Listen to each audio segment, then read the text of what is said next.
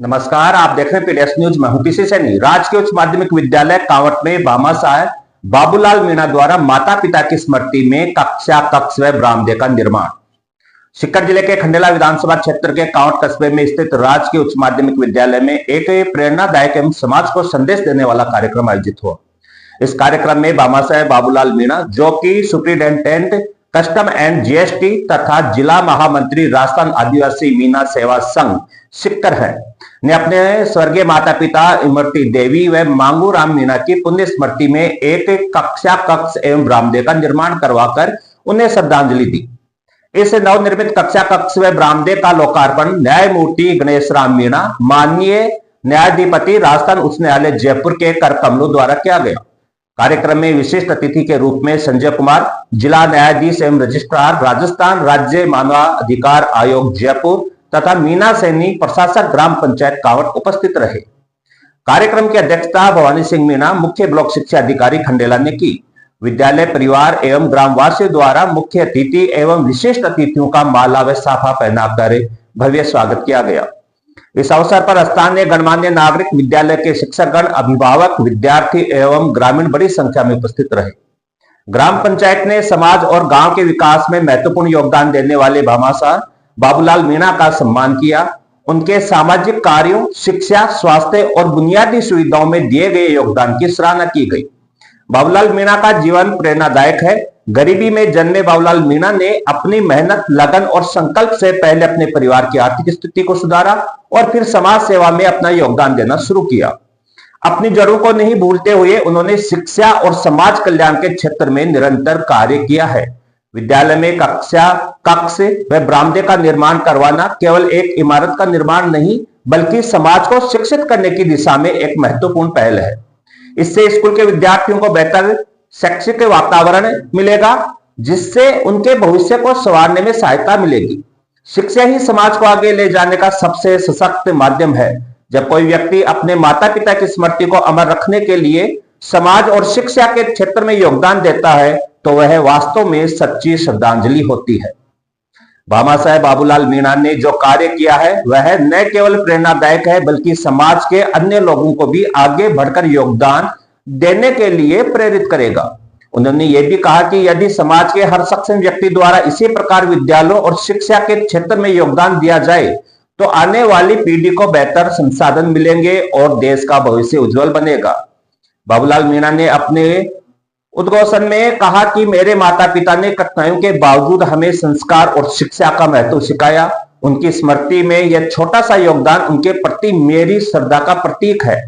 यदि इस प्रयास से विद्यालय के बच्चों को बेहतर शिक्षा मिलती है, तो यही मेरे लिए सबसे बड़ी संतुष्टि होगी। उन्होंने समाज के अन्य सक्षम व्यक्तियों से भी अपील की कि वे शिक्षा के क्षेत्र में योगदान दें, ताकि हर बच्चा अच्छी शिक्षा प्राप्त कर सके और अपने सपनों को साकार कर सके। इस कार्यक्रम से समाज में एक सकारात्मक संदेश गया है कि यदि कोई भी व्यक्ति संकल्प और मेहनत से आगे बढ़ता है और फिर समाज के प्रति अपना दायित्व निभाता है, तो समाज में बड़े बदलाव आ सकते हैं। यह पहल अन्य लोगों को भी प्रेरित करेगी कि वे शिक्षा और समाज सेवा के क्षेत्र में अपना योगदान दें। विद्यालय के प्रधानाचार्य और शिक्षकगणों ने भी इस पहल की सराहना की और कहा कि इससे विद्यार्थियों को अधिक सुविधा मिलेगी, जिससे वे शिक्षा के प्रति अधिक जागरूक होंगे। कार्यक्रम के अंत में विद्यालय प्रबंधन की ओर से भामा साहब बाबूलाल मीणा एवं समस्त अतिथियों का आभार प्रकट किया गया। विद्यालय परिवार ने उनके इस महान कार्य के प्रति सम्मान व्यक्त करते हुए उम्मीद जताई कि भविष्य में भी इसी प्रकार समाज सेवा के कार्यों को बढ़ावा दिया जाएगा। यह आयोजन न केवल एक विद्यालय की भौतिक सुविधाओं में वृद्धि का प्रतीक था, बल्कि एक परिवार द्वारा अपने पूर्वजों की स्मृति को समाज के कल्याण से जोड़ने का अद्भुत उदाहरण भी था। इस प्रकार के प्रयास शिक्षा और समाज सेवा के क्षेत्र में मील का पत्थर साबित हो सकते हैं। आइए कार्यक्रम में न्यायमूर्ति ने क्या कहा और भामा साहब बाबूलाल ने क्या कहा, सुनते हैं। समारोह में विराजमान देश की भावी पीढ़ी, देश के नवनिर्माण के योगदान देने वाले सभी छात्राओं, आज की प्रोग्राम के अध्यक्षता कर रहे संजय जी, यहाँ पे विराजमान, मंच पे विराजमान भवानी सिंह जी, प्रिंसिपल साहब ओम प्रकाश जी, कांवट गांव के सभी ग्रामवासियों, माताओं, बहनों और विशेष रूप से इस कांवट ग्राम की बागडोर संभालने वाले सरपंच मीना सैनी जी, और सबसे ऊपर इस विद्यालय में भामाशाह बनकर के छात्रों के लिए जो नवनिर्माण कराया है कक्षाओं का, बाबूलाल जी, उनकी धर्मपत्नी, उनके परिवार के लोग और सभी यहाँ विराजमान सभी समाजों के बुजुर्ग और सभी मेरे हमसफर साथी, सबसे पहले तो मैं विद्यालय के छात्र छात्राओं को कुछ कहना चाहूंगा। मैं जहां तक देख रहा हूं सबके पांवों में जूते हैं, सभी बच्चों के पैरों में जूते चप्पल पहने हुए हैं। आप बच्चों, आपको मैं बता दूं कि जब मैं आपकी तरह में स्कूल में जाता था, मैं नंगे पैर जाता था, चप्पल नहीं मिलती थी। घर वालों के पास चप्पल जूते पहनाने के पैसे नहीं होते थे। वो सोचते थे 2 पैसे बचाएंगे, चप्पल जूते टूट जाएंगे, नंगे पैर भी कौन से पैर घिस रहे, चला जाएगा। 2 पैसा बचा करके उन्होंने पढ़ाया और हमने भी लगन से पढ़ा तो आज यहां पर पहुंच पाए। तो मैं आपसे ये कहना चाहूंगा कि आप मन से लगन से पढ़े। आपको तो कम से कम आपके माँ बाप ने इतनी सुविधा तो दे रखी है कि आपको कपड़े दिए, पहना रखे, जूते पहना रखे। हम तो नंगे पैर जाते थे। स्कूल की एक ड्रेस होती थी जो सिलवाते थे माँ बाप, उस ड्रेस को स्कूल पहनते थे, सार संभाल के रखते थे, और या फिर उसी ड्रेस को लोटे में आग भर के धो करके प्रेस करके बारात में पहन के जाते थे। वो एक ही ड्रेस स्कूल में और बारात में एक ही ड्रेस काम आती थी हमारे। तो आप तो बहुत भाग्यशाली है, आपके माँ बाप ने आपको इतनी सुविधाएं दी है। माँ बाप का, आप भी पढ़ो लिखो, माँ बाप का नाम रोशन करो। यही मेरी आपसे सबसे बच्चों को अपने दिल से जो मेरी भावना है आपके प्रति वो बता रहा हूं कि मैंने बहुत ऐसे दिन देखे हैं कि शायद भगवान ना करे किसी और को देखने पड़े। जब मैं कॉलेज में पढ़ता था, कई बार खर्चे के पैसे नहीं होते थे, एक वक्त बिना खाए पी सो जाते थे, पर अपनी मेहनत और लगन नहीं छोड़ी। यहाँ पे विराजमान कांवट गांव के ग्रामवासियों, आपको एक विशेष सहयोग हो सकता है। मेरे पास जब ये बाबूलाल जी और बंसी जी वगैरह जब मेरे पास आए थे यहाँ का आने के लिए निमंत्रण देने, तो उन्होंने कहा साहब मैं कांवट गांव के स्कूल में आपको एक लोकार्पण कर। तो कांवट गांव का नाम सुनते ही पता नहीं क्यों बदन में एक बड़ा खुशी सी, एक बड़ा ऐसा एहसास हुआ कि जैसे कोई अपनापन है वहां पे जाके। तो मैंने तुरंत आकर दी, इनको कोई कुछ नहीं पूछा। अब वो अपनापन क्या है वो बता देता हूं मैं आपको। ये है कांवट गांव, और सईयो कहे कुछ भी कहे कि मेरा गोत्र कांवट है, इसलिए गांव से थोड़ा सा विशेष लगाव है। क्या पता, जैसे होता है ना कि उदयपुर वालों को उदयपुरिया, जोधपुर वालों को जोधपुरिया, मैंने कहा हो सकता है इसी गांव का कोई पुराना जुड़ा हो, इसलिए कांवटिया हो।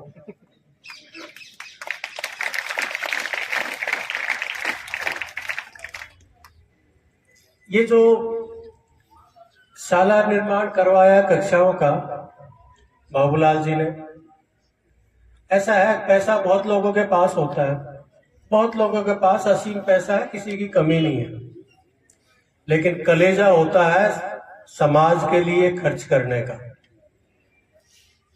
और ऐसे कलेजे वाले को जो समाज के लिए अपनी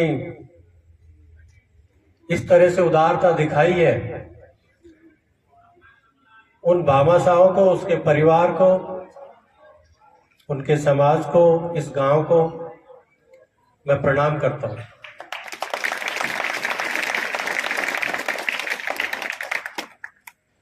कहने को बहुत कुछ होता है, लेकिन कई अवसर ऐसे होते हैं कि जहां अब नेताओं की तरह भाषण तो नहीं दे सकते, पर हम आप सब लोगों से गुजारिश नहीं करेंगे कि इन बच्चों के भविष्य के लिए आप दानवीर बने, इनके भविष्य के लिए जो भी जरूरतें हो स्कूल में पूरी करें। आज हो सकता है कि बाबूलाल जी को ईश्वर ने इतना दिया हो कि उनका दिल खोल के उनके परिवार के लोगों ने भी कभी उनको प्रेरित किया हो, उन्होंने इतना योगदान दिया है। हो सकता है आप लोग भी यदि सब मिलकर के खर्च करेंगे तो भगवान आपको जितना आप साला में लगाएंगे उसका कई गुना आपको ईश्वर आपको देगा।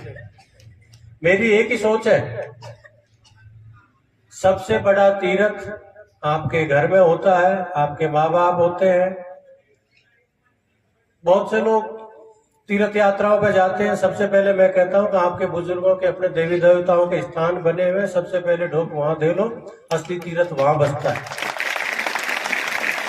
हम लोग बड़ी गलतफहमी में होते हैं कि खुद के उनको तो भूल जाते हैं, दुनिया के उसको ढोक देते रहते हैं। अपने खुद के देवी देवताओं के स्थान हर गांव में होता है, हर परिवार के अपने बुजुर्गों के एक जगह होती है। उस जगह को सबसे पहले नमन करो, आपके कभी कोई प्रॉब्लम नहीं आएगी, वो आपकी पूरी सुरक्षा देंगे। मैं ये जानता हूं कि मेरे इस सफर में यहां तक पहुंचने के, जज बनने के सफर में बहुत रुकावटें आई। ऐसी रुकावटें कोई सोच भी नहीं सकता।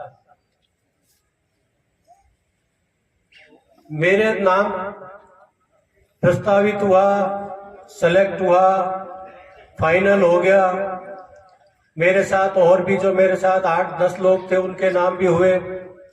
यदि वो सारे नाम एक साथ आ जाते तो वो 8-10 से सीनियर होता, पर ईश्वर को मंजूर नहीं था शायद कि मेरी फाइल रुकी, बाकी लोग आ गए, वो मेरे से सीनियर हो गए। खैर, मैं तो यही जानता हूं कि मैंने जितना कर्म किया होगा ईश्वर ने पहले ही उससे बहुत कुछ ज्यादा दे दिया। अब आगे जो देगा ईश्वर वो बोनस है। तो मेरा ये की था, मैंने अपने जो देवता थे उनको सुमरन करना नहीं छोड़ा। मैंने कहा ठीक है, आप यहाँ तक लाए हो, आगे जो आपकी इच्छा है जो ठीक है, कोई दिक्कत नहीं है, नहीं बनेंगे तो ना बनेंगे, समाज की, लोगों की, गरीबों की सेवा करते रहेंगे।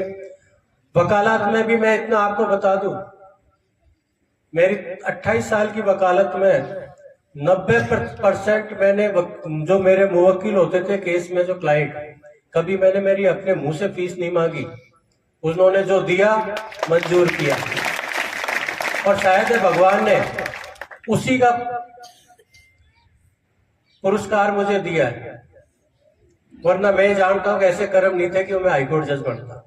मेरे खानदान में मेरे बुजुर्गों ने कभी सोचा भी नहीं था कि हम हाईकोर्ट जज भी कोई चीज होती है।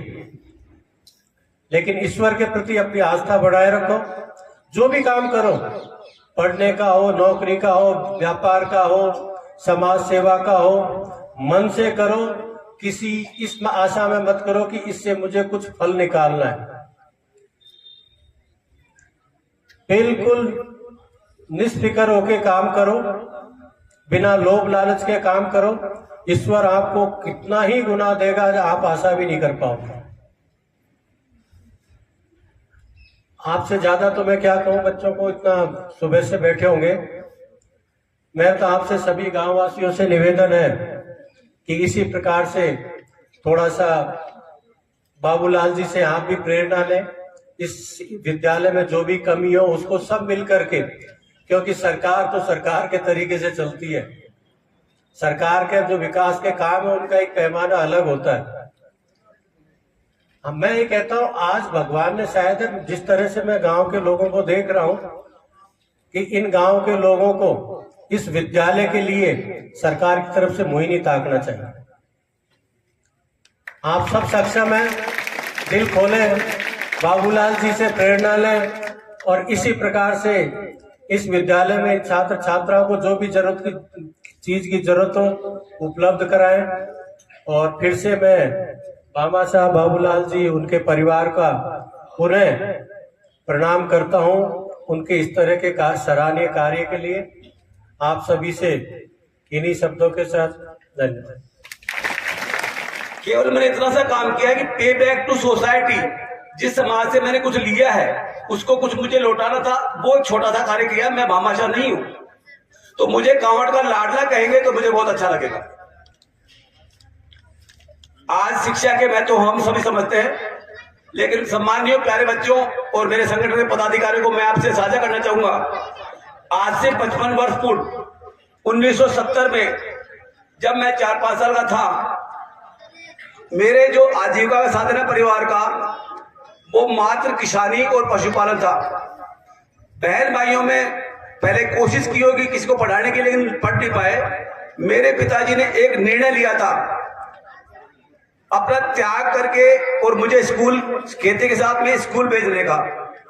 मैं उस निर्णय का आभारी हूं और उसी की बदौलत मैं आपके बीच में खड़ा हूं। इसलिए सबसे पहले मैं मेरे जन्मदाता माता पिता जिन्होंने इतना बड़ा त्याग करके मुझे खेती से मेरे हिस्से का काम उन्होंने किया, मेरे भाई बहनों ने किया, लेकिन मुझे निरंतर स्कूल भेजा पाई पाई जोड़ करके, और मुझे शिक्षा प्रदान के लिए मैं उनको नमन करता हूं। मेरे बदले में जो मेरे भाई बहन इसी पाठशाल में मौजूद हैं, उन्होंने मेहनत की होगी, मैं उनका जीवन भर आभारी रहूंगा। मेरे पिताजी 2 भाई थे रामदासियों, श्रीमान मांगूराम जी मीना और सुखाराम जी मीना। दोनों भाई निर्धन, प्योर निर्धन, जितने मैंने देखा कांवड़ में उस हालात से हम गुजरे हैं। कच्चे मकान भी नहीं, कच्चों में आधे बने मकान। लेकिन उन्होंने कहा कि बेटा तू पढ़ा कर। मैं लापरवाही करता था, तो मेरी माँ मेरे बाप ये कहा करते थे कि बेटा तेरा धन से बढ़ जाएगा, तू पढ़ेगा तो ये शिक्षा रूपी धन तेरा कभी नहीं बटेगा। तो मैं इस स्कूल का 8वीं तक का सबसे पिछला विद्यार्थी था। मैंने 8th के तुरंत बाद में मैंने ईश्वर की कृपा थी या माता पिता की कृपा थी, मैंने 9th से लेकर पोस्ट ग्रेजुएट तक अव्वल रहा हूं और सीनियर में स्कूल का टॉपर रहा हूं। तो ये मेरे माता पिता का ही है कि उन्होंने मुझे मार्गदर्शन भी किया। अब मेरा आज का जो उद्देश्य था, भाई मेरे माता पिता ने जो काम किया है उससे बड़ा मेरे को लगता है मेरे जीवन में कुछ किसी ने कुछ नहीं किया होगा। उन्होंने मुझे किरण की रोशनी दी, शिक्षा के आगे बढ़ने का मुझे मार्ग प्रशस्त किया। उसी की बदौलत मेरा पूरा परिवार शिक्षित और आत्मनिर्भर परिवार आपके बीच में है। जो त्याग किया और जो मुझे मार्ग दिखाया, तो मेरे माता पिता ने संत कबीर जी के दोहे को चरितार्थ किया था, इसलिए मैं नमन करते हुए उस दोहे को पढ़ना चाहूंगा। कबीरा जब हम पैदा हुए, कबीरा जब हम पैदा हुए, जग हंसे हम रोए, ऐसी करनी कर चलो, ऐसी करनी कर चलो, हम हंसे जग रोए। इसलिए प्यारे बच्चों, मैं आपसे मेरी जीवन शेयर करना चाहूंगा कि शिक्षा रूपी धनवान बनने के लिए और काबिल इंसान बनने के लिए पूरी ईमानदारी से पढ़ाई कीजिए। सोशल मीडिया, बुरी संगत और बुरी किसी भी तरह की लत उसे दूर रहे, और अपने गुरुजनों, और अभी जो मुख्य अतिथि साहब ने कहा था, यदि असली देवता किसी के मन में है तो उसके माँ बाप हैं। तो गुरुजनों और माता पिता की आप सेवा और सम्मान कीजिए। जय हिंद, जय संविधान, जय भारत।